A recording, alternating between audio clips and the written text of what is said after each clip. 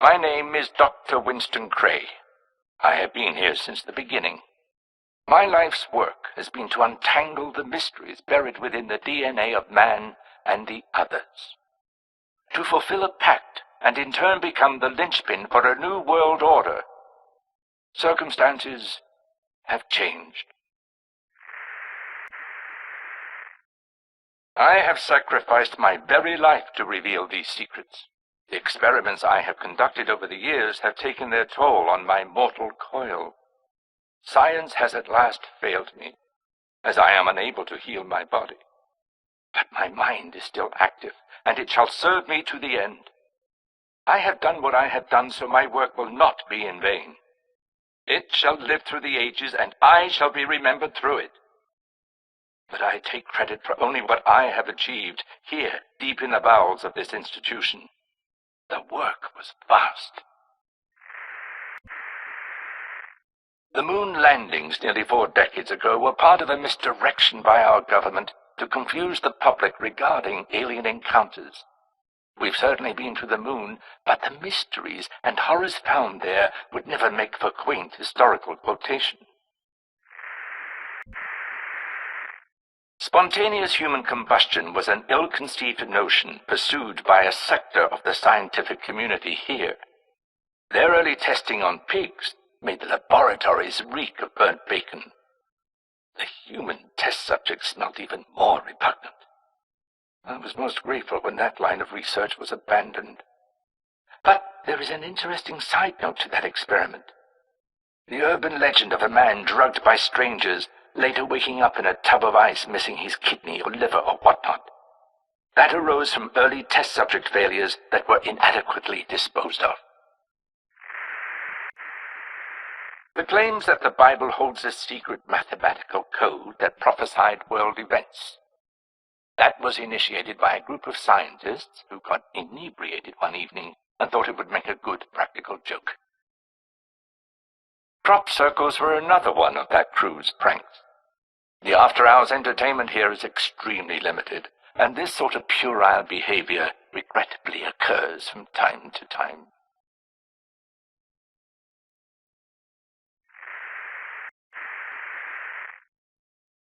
Remote viewing was a promising avenue of research that failed to live up to its initial potential. Harnessing psychic abilities to spy on one's enemies has a provocative lure, but test subjects were wildly erratic with their results. Those who showed more consistent abilities were, in my opinion, inadequately trained, and the program was eventually discontinued.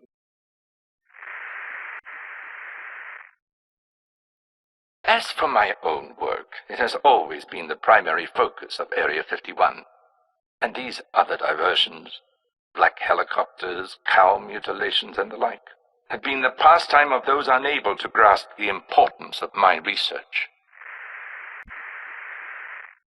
Bioweapon engineering requires finesse to manipulate both the pathogen and the population in a way that accomplishes the desired effect.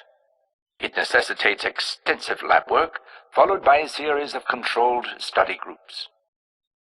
One such example of a localized control group was the 1976 experiment in a Philadelphia hotel. We were able to successfully introduce the pathogen, which became commonly known as Legionnaire's disease. It became the model for more complex experiments released into larger population groups, such as HIV and the SARS virus. Ebola has been the most virulent of our population-tested experiments, and the most difficult one to keep in check. The Centers for Disease Control and Prevention, as well as the World Health Organization, act as our preliminary survey team, gathering statistics and data of the virulence of the pathogens we have released. They also monitor established outbreak parameters, so the pathogens remain under our direction. These organizations were exceedingly useful in the mid-90s when the loss of several test rats who migrated into New Mexico and Arizona created a scare of hantavirus. They were able to capture the rats and return them to us while downplaying to the general public the immediate threat. The end result of these controlled experiments was to be the resurgence of bubonic plague and smallpox to create a pandemic, allowing the government to control the surviving population with considerable ease. But these experiments with earthly viruses ran concurrent with my long-term research into alien pathogens. The difficulty of unlocking the alien mitochondria was a continual disappointment to me until May 17th, 2002. It was on that day that I discovered it replicates through binary fission with an accelerated incubation period. I realized that if I attenuated the incubation period, I would be able to control the growth of the mutagens. Since then, I've been able to easily manipulate the alien DNA and hybridize it with human DNA. These experiments have given rise to my greatest innovation, a living, breathing, unstoppable organism I call the infection carrier. Others refer to it simply as the weapon. I will not allow others to desecrate my work with their myopic agenda. I will stop them with the weapon that they conspire to use against me. The world will not forget Dr. Winston Cray.